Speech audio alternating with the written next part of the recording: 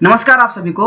Micro processor and applications का जो course आपको प्रोवाइड करवाया जा रहा है उसके पिछले लेक्चर में हम लोगों ने बेसिकली एड्रेस बस, डाटा बस और एएलई जो कि एक्सटर्नल आर्किटेक्चर का पार्ट है उसके बारे में डिस्कस किया था। तो इसी कड़ी को आगे बढ़ाते हुए आज के इस लेक्चर में मेरा जो बाकी है एक्सटर्नल आर्किटेक्चर का पार्ट हम उसको आपके सामने आपके साथ डिस्कस करेंगे। तो इस लेक्चर को शुरू करने से पहले फिर से आप सभी का एक बार वेलकम है।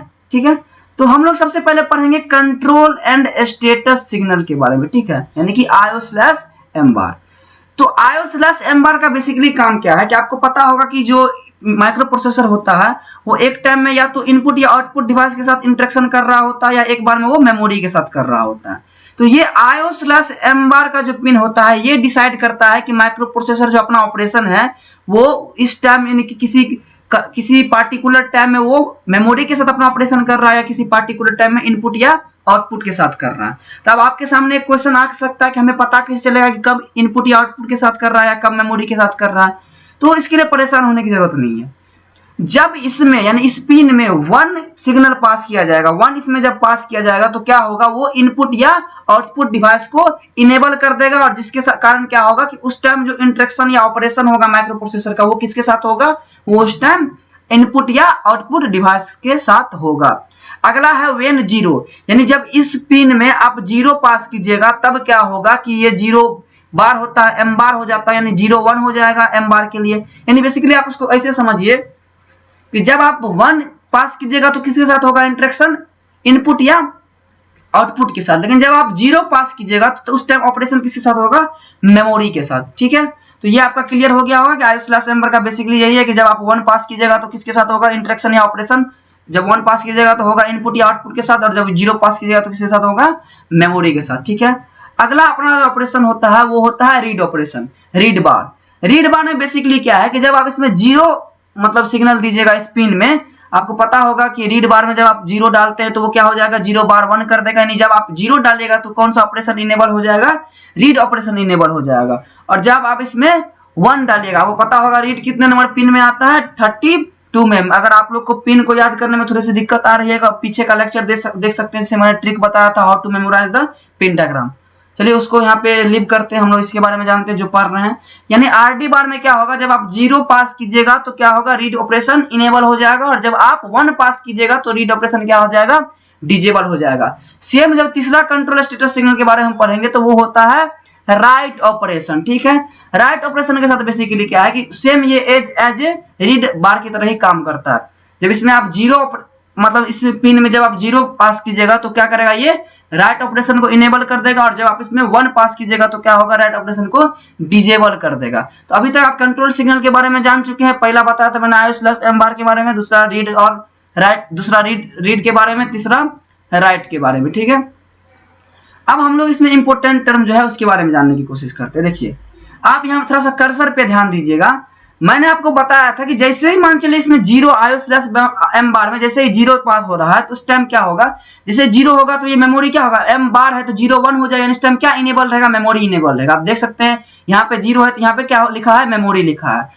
आरडी बार में जब 0 है, आरडी बार यानी 0 क्या हो जाएगा, 1 हो जाएगा। जब आपको पता है जब आरडी बार में 0 जाएगा तो आप समझ सकते हैं, पहला यहाँ पे मेमोरी को लिखा, आप कर्सर पे ध्यान दीजिएगा, मेमोरी इसलिए लिखा हुआ है क्योंकि जब यहाँ पे 0 पास किया गया तो क्या हो गया, 1 हो गया और ये मेमोरी को इनेबल किया। लेकिन जब रीड में 0 पास किया गया तो क्या किया, रीड को इनेबल किया। और यहाँ पे राइट में 1 पास किया गया, इसके कारण क्या हुआ, राइट डिजेबल हो गया। आप यहाँ पे देख भी सकते हैं जो लिखा हुआ है मेमोरी रीड। सेकेंड में आप देख सकते हैं 0 भेजा गया माइक्रो इसमें IO/M बार में तो 0 क्या करेगा, मेमोरी को इनेबल करेगा। यहाँ पे मेमोरी लिखा हुआ है। 1 क्या करेगा, रीड को डिजेबल कर देगा, इसलिए यहाँ पे रीड नहीं लिखा हुआ। लेकिन जैसे ही 0 आप राइट बार में 0 भेजते हैं तो क्या होता है, राइट बार का ऑपरेशन वो परफॉर्म करेगा। यानी फर्स्ट में मेमोरी के साथ इंटरेक्शन हो रहा है और राइट ऑपरेशन हो रहा है। सेकेंड में मेमोरी के साथ इंटरेक्शन हो रहा है लेकिन राइट ऑपरेशन हो रहा है। थर्ड, जब आप इसमें 1 सिग्नल देते हैं IO/M बार में 34 नंबर में जो पिन है उसमें क्या हो जाएगा, जब आप 1 पास कीजिएगा तो आपको पता है 1 पास कीजिएगा तो क्या हो जाएगा, इनपुट ये IO यानी इनपुट आउटपुट वाला सिग्नल जो होगा वो उस टाइम ऑन हो जाएगा। जिसका आप देख सकते हैं यहाँ पे IO लिखा हुआ है और यहाँ पे 0 आप भेजे हैं तो 0 बार यानी रीड बार, 0 1 हो गया तो 1 आपको पता है इनेबल हो जाता है कि यहाँ पे इनपुट आउटपुट के साथ यहाँ पे इंटरेक्शन होगा, ऑपरेशन होगा, लेकिन कौन सा काम हो रहा होगा उस टाइम रीड का ऑपरेशन हो रहा होगा। और सेम इसी तरह आप देख सकते हैं कि जब आप 1 यहाँ पे पास कीजिएगा तो क्या होगा, इनपुट या आउटपुट को इनेबल करेगा, और जैसे इनपुट या आउटपुट को इनेबल करेगा तो रीड बार में आप 1 भेज रहे हैं, रीड 1 से 0 हो जाएगा क्योंकि बार लिखा हुआ है, और यहाँ पे 0 भेज रहे हैं तो ये क्या करेगा, राइट को इनेबल कर देगा। तो इस केस में क्या होगा, इनपुट या आउटपुट के साथ इंटरेक्शन होगा लेकिन वो राइट ऑपरेशन वहां पे परफॉर्म कर रहा होगा। चलिए हम अब इसको आगे बढ़ाते हैं, उम्मीद करता हूं कि आपको समझ में आ गया होगा। माइक्रो प्रोसेसर 8085 में 2 रीसेट सिग्नल दिया जाता है, ठीक है।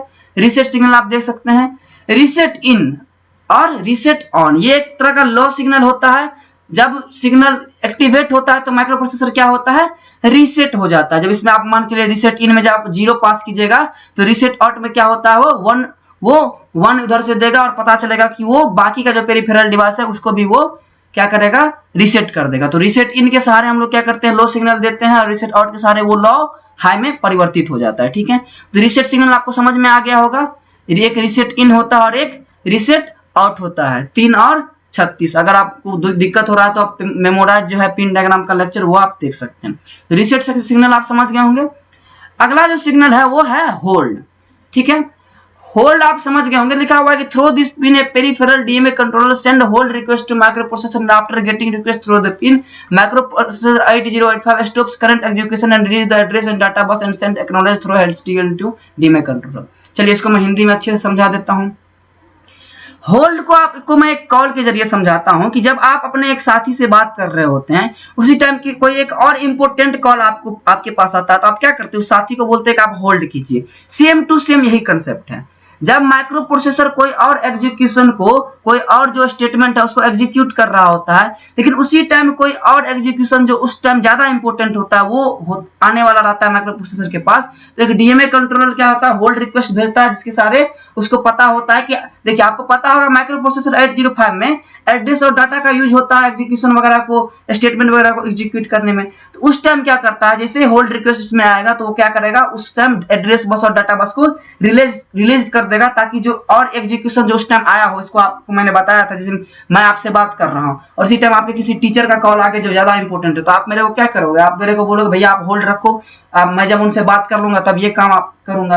यानी कि एक इंपॉर्टेंट काम होता है और एक वेरी वेरी मोस्ट इंपॉर्टेंट काम होता है। तो जैसे ही होल्ड का रिक्वेस्ट आया तो वो क्या करेगा, जो इंपॉर्टेंट काम होगा उसको वहीं पे छोड़ के जो मोस्ट इंपॉर्टेंट काम होगा उसको वो क्या कर देगा, वहां से करना शुरू कर देगा। तो जब होल्ड में 1 भेजा जाएगा तो एक एक्नॉलेजमेंट होता है, इसके बारे में मैंने आपको पहले बताया हुआ है। HLDA के सहारे वो क्या करता है कि बताता है कि हाँ भैया मैंने आपका रिक्वेस्ट एक्सेप्ट कर लिया। अगर मैं इसका एग्जांपल देना चाहूं, जब आपने अपने मोबाइल पे रिचार्ज करवाते हो तो आपको एक मैसेज आता है कि हाँ कि आपका रिचार्ज हो चुका है, your recharge has been successful. तो सेम यही है, जब होल्ड के सिग्नल के सहारे आता है तो माइक्रो प्रोसेसर को जब रिक्वेस्ट मिलता है कि आप होल्ड कीजिए तो वो एक एक्नॉलेजमेंट भेजता है HLDA के थ्रू, ठीक है। ये आपको समझ में आ गया होगा। चलिए अगला मैं बात करता हूँ पावर एंड क्लॉक पिन्स का। आपको पता है कि पावर एंड क्लॉक पिन्स जो होता है वो बहुत ही ज्यादा इंपॉर्टेंट होता है माइक्रो प्रोसेसर में। जाहिर सी बात है, कोई भी अगर इंस्ट्रूमेंट या मशीन चल रहा है तो उसमें पावर और क्लॉक पिन का बहुत ज्यादा इस्तेमाल होगा। पहला होता है VCC power supply pin of +5 volt, इसमें आपको पता होगा दिया जाता है, क्योंकि वैसे भी ये माइक्रो प्रोसेसर एक तरह से इलेक्ट्रॉनिक डिवाइस है और मैक्सिमम रीच जो इलेक्ट्रॉनिक्स डिवाइस का होता है वो +5 वोल्ट होता है। DSS ग्राउंड होता है, आपको पता होगा पहले से। हाँ, यहाँ पे X1 एंड X2 होता है, लिखा हुआ through this two pin a crystal oscillator is connected to generate the clock frequency of 4 microprocessor. और क्लॉक फ्रीक्वेंसी कितना होता है माइक्रोप्रोसेसर का, 3 मेगाहर्ट्ज होता है। तो आपको पता होगा कि ये जो X1 और X2 है, आप बोलिएगा कि भाई यहाँ पे क्लॉक आउट को यहाँ पे रोक के आपको बताना चाहूंगा। जैसे यहाँ पे लिखा हुआ है कि क्रिस्टल ऑसिलेटर, आपको पता होगा आपके पास बहुत सारे ऑसिलेटर है, आपके पास हार्टली ऑसिलेटर है, आपके पास कॉर्पेट ऑसिलेटर है, आपके पास क्रिस्टल ऑसिलेटर है। तो एक क्वेश्चन यहां से राइज होता है कि व्हाई क्रिस्टल ऑसिलेटर।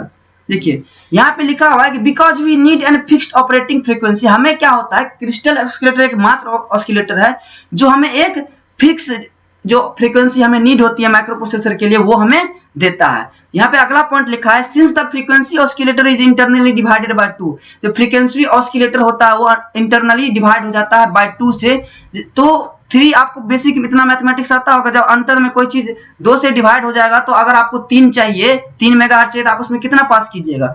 जाहिर सी बात है उसमें आप 6 मेगाहर्ट्ज, यहाँ पे थोड़ा सा मैं इसको हाईलाइट करना चाहूंगा तो मैं हाईलाइट कर सकता हूँ कि 6 हर्ट्ज आप उसमें दीजिएगा। ठीक है, ये कंसेप्ट क्लियर हो गया होगा आपको। तो अब थोड़ा सा हम इसमें आगे बढ़ते हैं। सॉरी, एक पीछे क्लॉक आउट छूट गया होगा, मैं इसको थोड़ा सा डिस्कस कर लेता हूँ। क्लॉक आउट क्या होता है कि टू कम्युनिकेट या synchronise with other peripherals clock must be given through.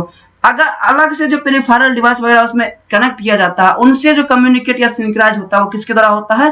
Clock out के द्वारा। ठीक है, तो अगर हम लोग क्रिस्टल ऑसिलेटर का मतलब समझ गए कि हमको क्यों चाहिए था, 3 हर्ट्ज का हमको मेगाहर्ट्ज का फ्रीक्वेंसी चाहिए था। इसके लिए हम क्या करते हैं कि क्रिस्टल ऑसिलेटर में 6 मेगाहर्ट्ज का डालते हैं, जिसके कारण क्या होता है, वो इंटरनेट डिवाइड हो जाता है और हमको 3 मेगाहर्ट्ज मिल जाता है। ठीक है, इसको हम लोग आगे बढ़ाते हैं। अब इनपुट या आउटपुट, माइक्रो प्रोसेसर 8085 के एक्सटर्नल आर्किटेक्चर में 2 इंपोर्टेंट पार्ट होते हैं, एसआईडी, एसओडी। में पहले फुल फॉर्म बता चुका था, सीरियल इनपुट डाटा और सीरियल आउटपुट डाटा। जो एसआईडी होता है उस पिन के थ्रू रिसीव होता है डाटा माइक्रो प्रोसेसर में serially. This pin is used for receiving the data into, यानी एसआईडी के थ्रू माइक्रो प्रोसेसर क्या करता है, डाटा को रिसीव करता है सीरियल इनपुट डाटा के थ्रू, और एसओडी के थ्रू क्या करता है, उसको कह सकते हैं सेंड करता है या रिलीज करता है डाटा। किसके थ्रू? एसओडी के थ्रू। अगला जो आपका टर्म आता है वो होता है स्टेटस सिग्नल। इसके बारे में मैं आगे और अच्छे से बताऊंगा, बेसिकली आप समझ लीजिए। उसके बारे में मैं मशीन साइकिल वगैरह जो होता है उसको अच्छे से डायग्राम की तरह समझाऊंगा।